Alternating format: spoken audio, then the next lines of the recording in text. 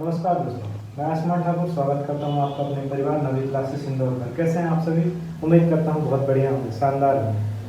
कल हमने भाषा बोध पढ़ लिया था, आज पढ़ने जा रहे हैं काव्य बोध। काव्य बोध आपके एमपी बोर्ड में 10 मार्क्स का आता है, जिसमें आज हम कवर करेंगे काव्य बोध में काव्य की परिभाषा एवं उसके भेद, रस पढ़ेंगे, रस के अंग पढ़ेंगे, उसके भेद और उदाहरण सहित पढ़ेंगे।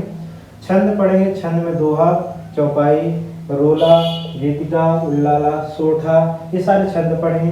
अलंकार में मानवीकरण अलंकार, पुनरुक्ति प्रकाश अलंकार, अतिशोक्ति और अन्योक्ति अलंकार, ये सारी चीजें हम इस वीडियो में कवर करेंगे। काव्य, काव्य का अर्थ होता है कहना।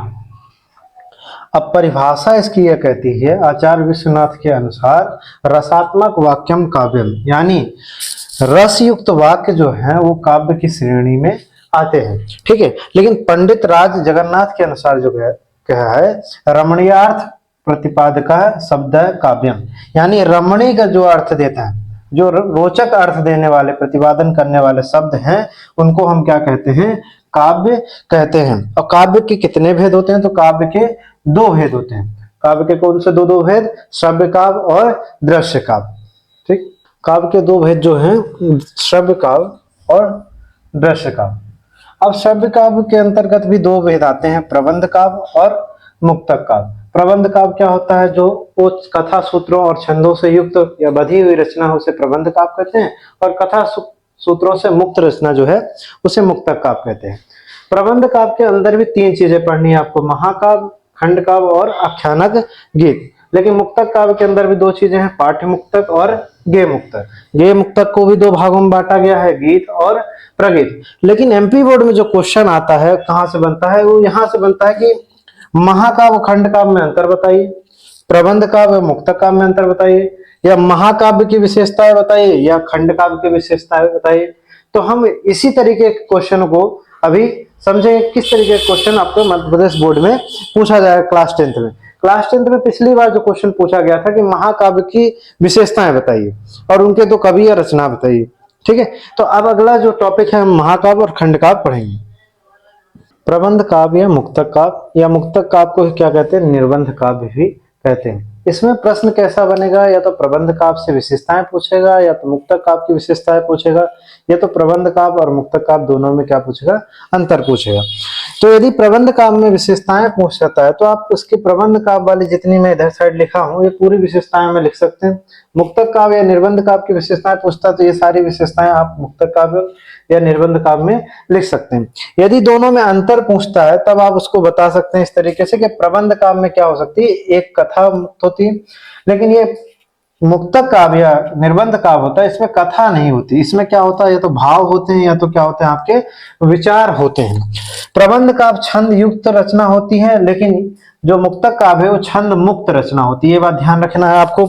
प्रबंध काव्य में जो विषय होते हैं वो प्रधान होते हैं, लेकिन मुक्तक काव्य में विषय प्रधान नहीं होते। वो आपके ऊपर डिपेंड करता है, निजातता होती है उसमें कि आपको विषय रखनी है कि नहीं रखनी है। प्रबंध काव्य के जो उदाहरण है आपके लिए, वो कामायनी का वो एक उदाहरण है, रामचरितमानस, साकेत, निराला जी के, ये सारे उदाहरण हो सकते हैं। जयशंकर प्रसाद इनके रचनाकार हैं।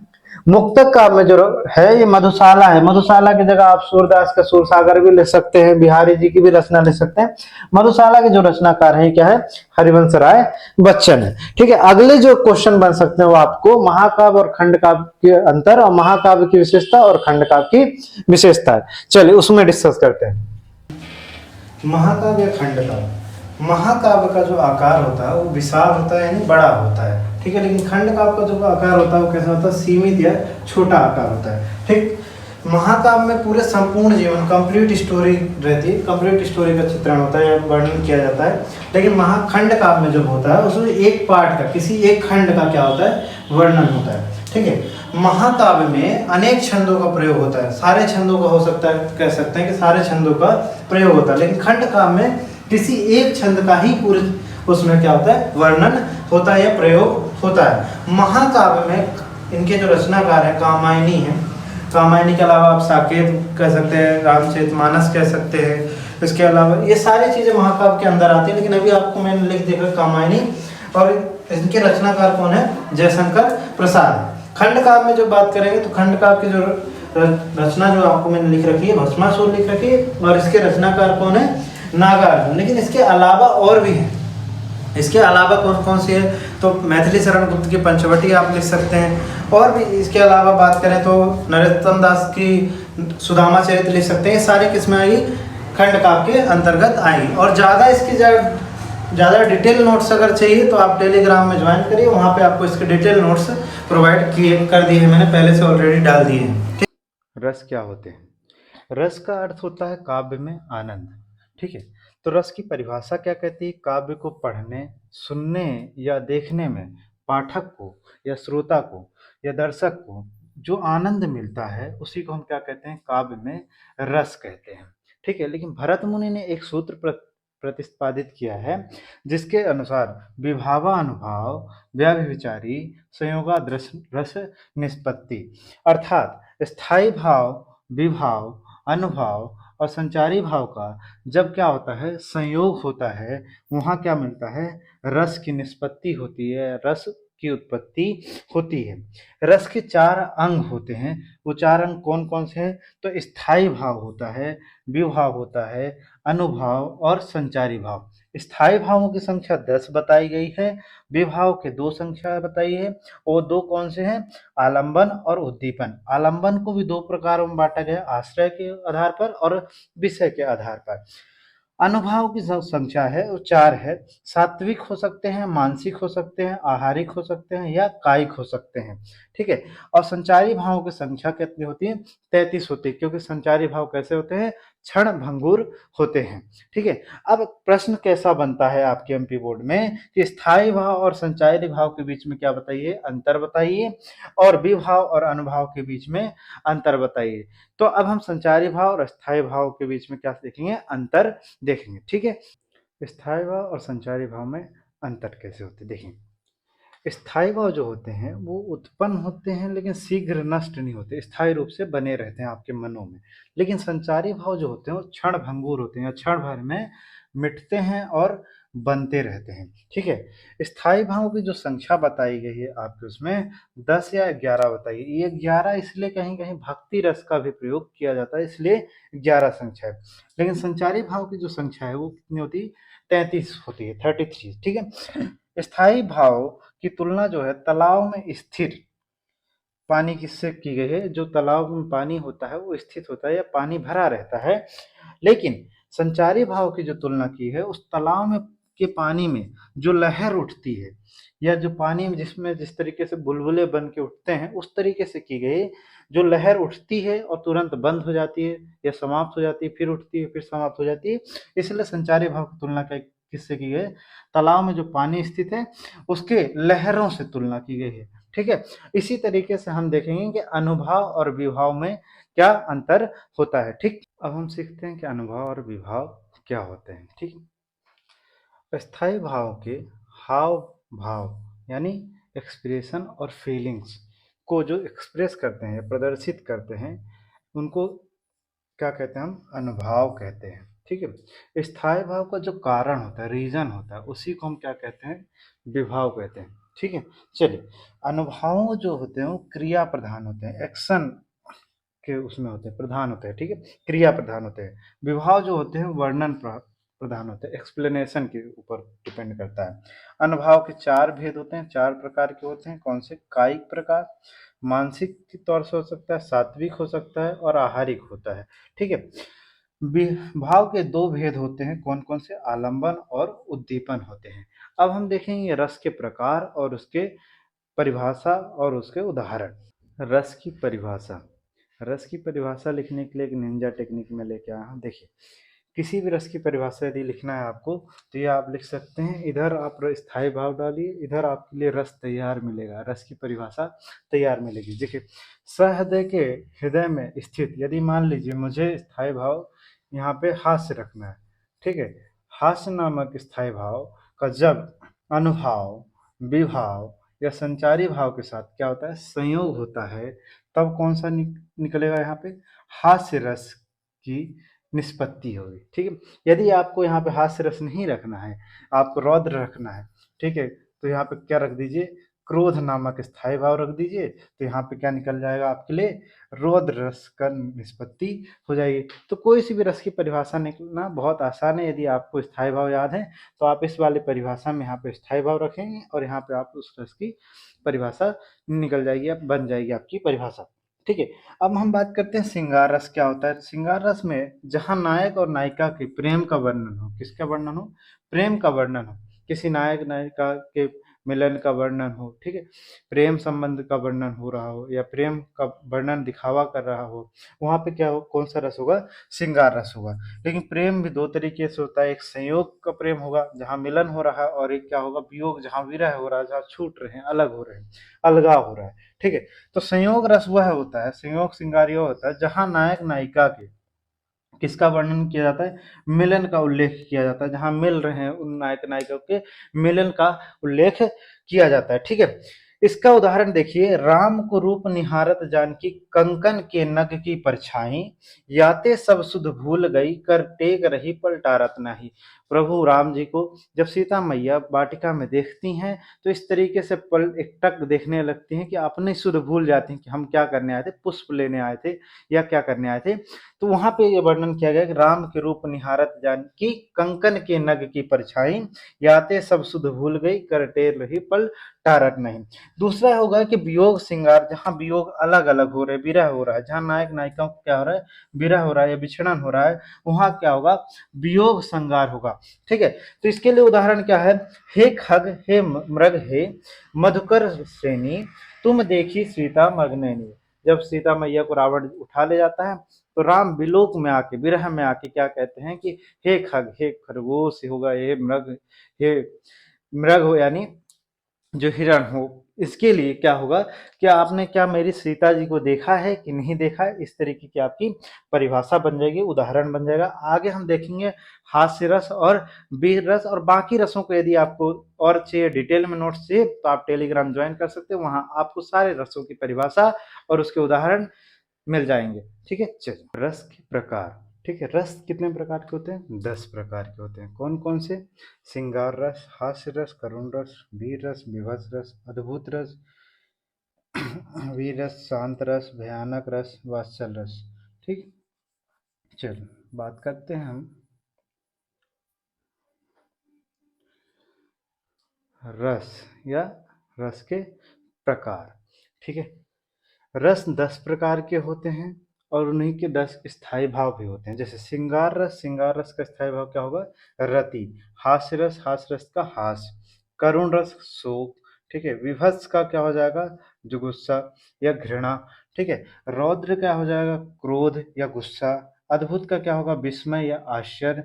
ठीक है, वीर का क्या होगा, उत्साह। शांत का क्या होगा, निर्वेग। ठीक है, भयानक का क्या हो जाएगा, भय। वात्सल का क्या हो जाएगा, वत्सल या स्नेह। ठीक है, अब इसके प्रकार हम देखते हैं श्रृंगार रस क्या होता है या रसों की परिभाषा किस तरीके से लिखी जा सकती है। हास्य रस, हास्य रस की वैसे तो परिभाषा आपको मैंने बता दी थी कि साहृदय हृदय में स्थित, इस तरीके से हास्य रस की या किसी भी रस की परिभाषा लिख सकते हैं। लेकिन हास्य रस होता क्या है, जब किसी विचित्र वेशभूषा, पहनावा, ठीक है, या उसके हाव भाव, एक्सप्रेशन को देखकर या सुनकर ये क्या आ जाए, आपको हंसी आ जाए या हंसना आ जाए, तो वहाँ पे काव्य में क्या होता है, हास्य रस होता है। ठीक है, जैसे उदाहरण के लिए देखिए कि मैं महावीर हूँ, मैं वीर हूँ, कागज को तोड़ सकता हूँ, पापड़ को मरोड़ सकता हूँ। अरे भैया, कागज को कैसे तोड़ सकते हो और पापड़ को कैसे मरोड़ सकते हो, अजीब सी बात है ना, हंसना आ जाता है। और उदाहरण के लिए जैसे एक कहा बदरिया ने बंदर से, चलो नहाए गंगा, बच्चों को छोड़ घर छोड़ दो भूलगंगा। ये सारी चीजें कैसी हैं, हास्य उत्पन्न करती हैं। ठीक है, अगली जो देखिए वीर रस, वीर रस की भी परिभाषा मैंने आपको बता दी कि परिभाषा किस तरीके से लिख सकते हैं आप, लेकिन होता कैसे विस्तार, जहां काव्य में क्या हो, किसी व्यक्ति का क्या बताया जाए, उत्साह बताया जाए, उसका वर्णन, उत्साह का वर्णन हो, तब हम कह सकते हैं कि उस काव्य में क्या हो रहा है, वीर रस की निष्पत्ति हो रही है, वीर रस की प्रधानता है वहां पे। ठीक है, जैसे बुंदेले हर बोलों के मुख, हमने सुनी कहानी थी, खूब लड़ी मर्दानी, वह तो झांसी वाली रानी थी। यह झांसी की रानी के लिए कविता लिखी गई थी। उसमें क्या था कि वहाँ पे मनु या झांसी की रानी की क्या बताई गई है, वीरता का वर्णन किया गया है कि खूब लड़ी मर्दानी, वह तो झांसी वाली रानी थी। ठीक, तो यहाँ पे है सर, और बाकी सारे रसों की आपकी परिभाषा और उदाहरण के लिए आप टेलीग्राम ज्वाइन कर सकते हो, वहाँ पे सारे रसों की परिभाषा लिखेंगे। अब हम पढ़ेंगे छंद, छंद क्या होते हैं, ठीक है। चलिए, छंद, छंद का अर्थ होता है 6 चीजों से युक्त रचना। छंद की अगर बात करें तो सबसे पहले पिंगल मुनि ने छंदम शास्त्रम में छंद की विवेचना की या छंद का चर्चा किया। छंद होता क्या है, ठीक है, परिभाषा क्या कहती है। छंद, जब काव्य में अक्षर और मात्राओं की संख्या क्या हो, निश्चित हो, फिक्स हो, तब यथा, तति, यति, गति, तुक का ख्याल रखते हुए जो रचना की जाती है उसे हम क्या कहते हैं, छंद कहते हैं, ठीक है। लेकिन सामान्यतः जो हम परिभाषा पढ़ते हैं वो क्या पढ़ते हैं कि तुक, तान, यति, गति, लय का ख्याल रखते हुए जो रचना की जाती है उसे हम क्या कहते हैं, छंद कहते हैं, ठीक है। छंद मुख्यतः तो 2 प्रकार के होते हैं, लेकिन किसी किसी बुक में सामान्यतः कितने प्रकार बताए गए हैं, 4 प्रकार बताए गए हैं। मुख्यतः तो जब 2 प्रकार के बताए गए हैं वो क्या होंगे, मात्रिक छंद होंगे और क्या होंगे, वार्णिक छंद होंगे। लेकिन कहीं कहीं बुक में मुक्तक छंद और वार्णिक व्रत छंद भी बताया गया है। मात्रिक छंद क्या होता है, तो जब रचनाएं मात्राओं के आधार पर की जाए वहां मात्रिक छंद हो जाएगा, और जहां वर्णों की गिनती के आधार पर रचना की जाए वहां पे क्या हो जाएगा, वार्णिक छंद हो जाएगा। वैसे पिंगल मुनि ने जब वर्ण छंद शास्त्रम में छंद की कुल संख्याएं जो बताई है वो 15 बताई है, लेकिन आपको मुख्यतः कितने पढ़ने हैं, 2, मात्रिक छंद और वार्णिक छंद, ठीक है। अब इसके बाद हम पता करेंगे कि मात्रिक छंद और वार्णिक छंद के बाद दोहा और चौपाई क्या होते हैं और गीतिका छंद क्या होते हैं, ठीक। चलो, दोहा छंद क्या होता है, ठीक है। दोहा, दोहा एक अर्धसम मात्रिक छंद है जिसमें प्रत्येक चरण कितने चरण होते हैं, 4 चरण होते हैं, ठीक है। 4 चरणों में, विषम चरणों में यानी पहले और तीसरे में, पहले और तीसरे में, ठीक है, कितनी कितनी मात्रा होती है, 13 मात्राएं होती हैं, ठीक है। और सम चरणों में यानी दूसरे और चौथे चरण में 11 मात्रा होती हैं। इस तरीके से कुल मात्राएं कितनी हो जाती हैं, 24 मात्राएं हो जाती हैं। लेकिन दोहा छंद जो है ये सोरठा छंद का उल्टा होता है, ठीक है। लेकिन उदाहरण देखिए इसका क्या होता है कि श्री गुरुचरण सरोज रज निजमन मुकुर सुधार वर्णव रघुवर विमल जस जोदायक फलचार। मतलब ये जो ये वाला पहला पद है आपका, ये पहला चरण है, पहला चरण, और इसके नीचे ठीक ये आपको जो दिख रहा है ये होगा इसका तीसरा चरण। इसमें दोनों में जो मात्राएं होंगी वो कैसी होंगी, सेम होंगी, ठीक है। लेकिन ये जो है आपका ये दूसरा चरण है और इसके नीचे जो ये दिख रहा है आपको ये चौथा चरण है, इसकी मात्राएं कैसी होंगी, समान होगी, ठीक है। पहले और तीसरे चरण में कितनी मात्राएं होंगी, 13 मात्रा होंगी, और दूसरे और चौथे चरण में कितनी कितनी मात्रा होंगी, 11 मात्रा है। तो कुल कितनी मात्रा हो जाएंगी, 24 मात्राएं, ठीक। अगला देखिए, चौपाई छंद क्या होता है। चौपाई एक सममात्रिक छंद है, ठीक है। कैसा छंद है, सममात्रिक छंद है, जिसमें प्रत्येक चरण में कितनी मात्रा होती है, 16 मात्राएं होती हैं। जैसे देखिए, जय हनुमान ज्ञान गुण सागर जय कपीस तिहुँ लोक उजागर, ठीक है।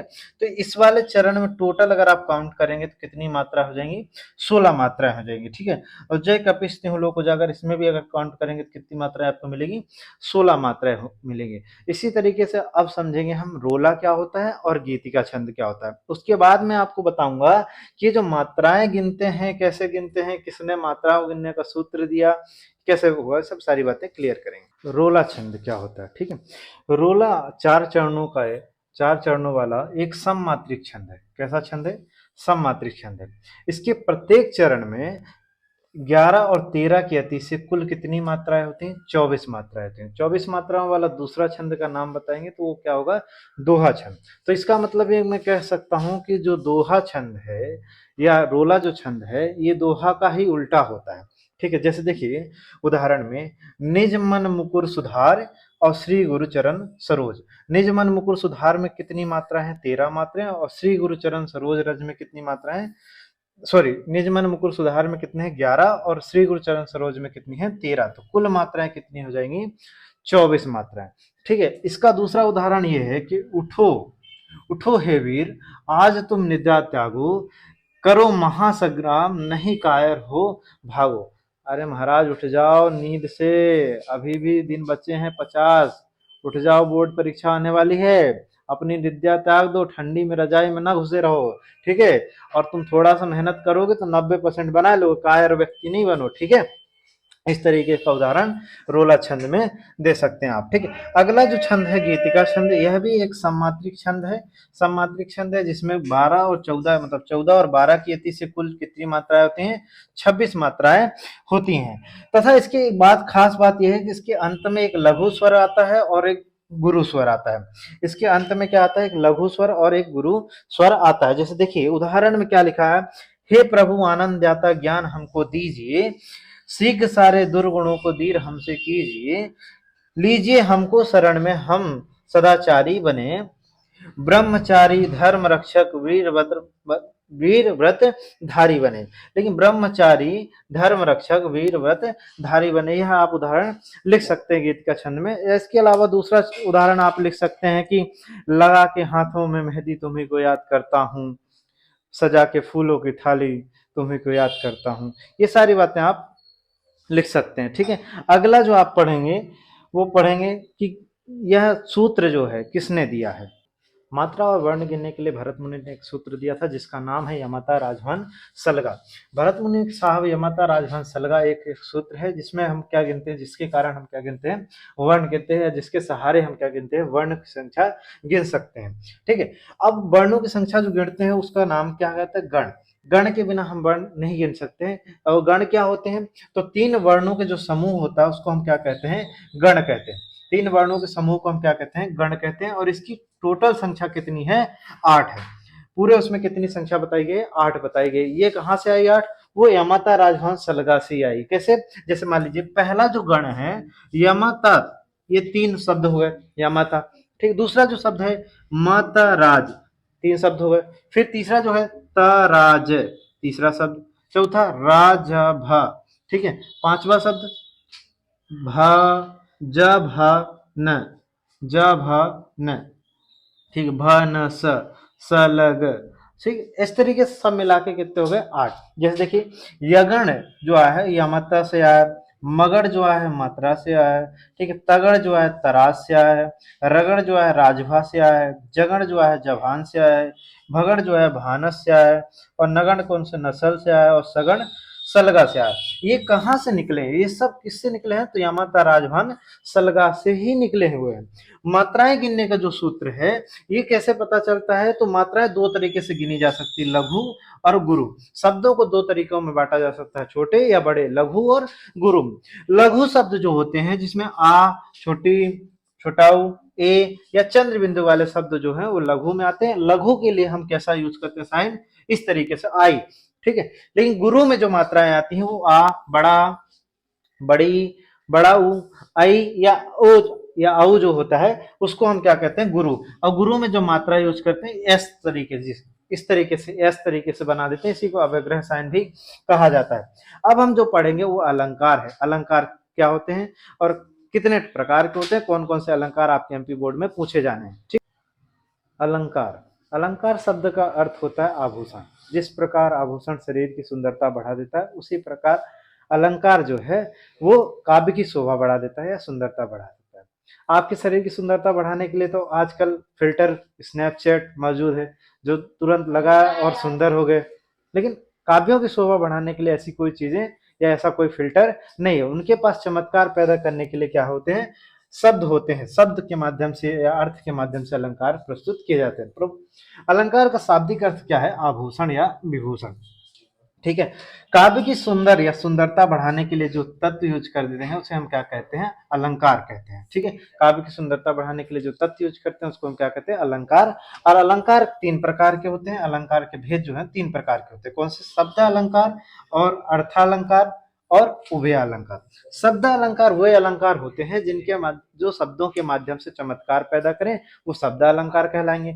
जो अर्थों के माध्यम से चमत्कार पैदा करें या सौंदर्य पैदा करें वो अर्थालंकार कहलाएंगे। जो शब्द और अर्थ दोनों के माध्यम से सौंदर्य प्रदर्श मतलब प्रकट करें, उन्हें हम क्या कहेंगे, उभय अलंकार करेंगे कहेंगे। ठीक है, अब आगे हम पढ़ेंगे और अलंकार भी हैं जो आपकी सिलेबस में नहीं है, अनुप्रास, श्लेष, ये सब इनके ही प्रकार होते हैं। कुछ शब्द अलंकार के प्रकार होंगे, कुछ अर्थालंकार के प्रकार होंगे, कुछ उभय अलंकार के प्रकार होंगे। लेकिन एमपी बोर्ड सिलेबस में आपको पुनरुक्ति प्रकाश अलंकार, मानवीकरण अलंकार, अतिशोक्ति और अनियोक्ति अलंकार पढ़ना है। उसी के बारे में हम ज्यादा उसमें ज्यादा ध्यान दें या उसके बारे में ज्यादा पढ़ेंगे जहां से आपके प्रश्न बनने वाले हैं। चलिए, पुनरुक्ति प्रकाश अलंकार क्या होता है? ठीक है, पुनरुक्ति प्रकाश का मतलब होता है जहां पुनः मतलब बार बार एक ही शब्द को क्या है, बार बार आए। ठीक है, एक ही शब्द समान अर्थ दे रहा हो, शब्द अर्थ नहीं बदल रहा है, अर्थ समान ही है, लेकिन एक से ज्यादा बार प्रयोग किया गया है। कितने बार? एक से ज्यादा बार प्रयोग किया गया, वहां पे क्या होगा, पुनरुक्ति प्रकाश अलंकार। उदाहरण देखिए, वन से चुन चुन कर जो मीठे बेर नित्य वह लाई थी, बड़े प्रेम से उनको देने मन ही मन ललचाई थी। तो यहाँ पे चुन चुन जो है, यहाँ पे एक ही शब्द हो रहा है, मन ही मन यहाँ पे एक ही शब्द हो रहा है, दोनों का मतलब एक ही है, लेकिन शब्द कितनी बार प्रयोग किया गया है? 2 बार। दूसरा उदाहरण देखिए, पुण्य पुण्य मुनि उसकाय अलुका है अकुलाही। ठीक है, पुण्य पुण्य जो एक शब्द है, पुण्य पुण्य में भी 2 बार शब्द है, लेकिन शब्द का मतलब कहीं बदला नहीं जा रहा है। अगला जो अलंकार आपको पढ़ना है वो है मानवीकरण अलंकार। मानवीकरण अलंकार का शाब्दिक अर्थ होता है जहां प्रकृति की किसी वस्तु को मनुष्य के जैसा प्रतीत किया जाए या प्रदर्शित किया जाए। देखिए, परिभाषा क्या लिखी है, जहां अमानवीय वस्तु, अमानवीय वस्तु यानी जो सजीव हो सकती है, निर्जीव हो सकती है, नदी, पहाड़, झरना, कुछ भी हो सकता है, उसका मानवीय गुणों का आरोप कर दिया जाए। उसमें क्या डाल दिया जाए, मानव, ह्यूमंस की जैसे फीलिंग्स डाल दी जाए, या ह्यूमन की जैसे क्रियाएं या एक्शन डाल दिया जाए, तो वो क्या होगा, वहां पे मानवीकरण अलंकार होता है। इसका जो प्रयोग है, छायावादी कवि, जो छायावादी कवियां हैं, वो कवि हैं, वो सबसे ज्यादा प्रयोग किए हैं। छायावादी कवि कौन से? सूर्यकांत त्रिपाठी निराला, महादेवी वर्मा, ये सारे जो कवि हैं इनका प्रयोग करते हैं। छायावाद का प्रमुख जो गुण है वो भी क्या है, मानवीकरण अलंकार ही है। उदाहरण देखिए इसका, फूले फूल हंसे कलियां मुस्काए। अब कैसी बात है, फूल कैसे हंस सकते हैं और कलियां कैसे मुस्काए सकते हैं? तो लेकिन फूल जो है एक अमानवीय चीज है, लेकिन उसमें क्या डाल रहा है, मानवीय तरीके से डाल रहा है। जैसे दूसरा एग्जाम्पल देखें इसका, पेड़ झुके झांकने लगे गर्दन उचकाए, आंधी चली धूल भागी घाघरा उठाए। ये पॉसिबल ही नहीं है कि पेड़ झुक के और गर्दन उचका के ऐसे देखें, ठीक है, और आंधी चले और धूल घाघरा उठा के ऐसे ऐसे भागने लगे, ऐसा पॉसिबल तो है नहीं। ठीक है, लेकिन ये क्या है, अमानवीय वस्तुओं में क्या डाल रहा है, मानवीय क्रियाओं का आरोप लगा रहा है यहाँ, इसलिए यहाँ पे क्या है, मानवीकरण अलंकार है। अगला अलंकार जो पढ़ेंगे, अतिशयोक्ति और अनियोक्ति पढ़ेंगे। अतिशयोक्ति अलंकार, अतिशयोक्ति अलंकार क्या होता है, जहां उपमेय का बढ़ा चढ़ाकर वर्णन किया जा रहा हो वहां अतिशयोक्ति अलंकार हो। बहुत हाई फाई जहां बताया जा रहा हो ना हो, उसके विपरीत बताया जा रहा हो, वहां पे अतिशयोक्ति अलंकार होता है। जैसे उदाहरण के लिए देखिए, हनुमान के पूंछ में लग न पाई आग और लंका सारी जर गई, गए निशाचर भाग। अभी आग लगी नहीं है और लंका सारी जर गई है और निशाचर भी भाग गए हैं। तो ये अचंभित वाली बात है ना, कि आश्चर्यचकित वाली बात है, बहुत ज्यादा ही फेंक दिया है, लेकिन ऐसा नहीं। ऐसी एक और एग्जाम्पल इसमें आप लिख सकते हैं कि पड़ी अचानक नदी अपार, राणा कैसे उतरे उस पार, जब तक राणा ने सोचा इस पार तब तक चेतक था उस पार। ये इसमें ही आ सकता है अतिशयोक्ति अलंकार में। अनियोक्ति अलंकार क्या होता है, इस बात को देखिए, कि जहां किसी अन्य व्यक्ति या वस्तु का लक्ष्य बनाकर कोई और बात कहे और दूसरे के लिए बात कही जाती हो, वहां पे अनियोक्ति अलंकार कहा जा रहा है। जैसे अगर बात पड़ोस में आपके पर बैठा है कोई काला व्यक्ति, तो जबकि गोरे व्यक्ति को बोला तो भोले भाई बहुत गोरा है, जबकि कहे किसको लक्ष्य बना के, कलुओं को, ठीक है, काले वाले व्यक्ति कह रहे हैं। इस तरीके से आप इसमें उदाहरण देख सकते हैं, माली आवत देखकर कलियन करे पुकार, फूले फूले चुन लिए कली हमारी बार। माली को आते देखकर फूल जो कली हैं वो आपस में गुफ्तगू करने लगी, बात करने लगी कि देख आ गया है, अभी आज तो फूले फूले चुन लिया है, कल हमारी बार है। अभी ये चीज हुई नहीं है, होने वाली है, लेकिन अभी से क्या होगा इस बात में चर्चा की जा रही है। तो यहाँ पे क्या होगा, अनियोक्ति अलंकार। ठीक है, यहाँ पे आपका काव्य बोध या पूरा काव्य बोध 10 नंबर का खत्म हुआ।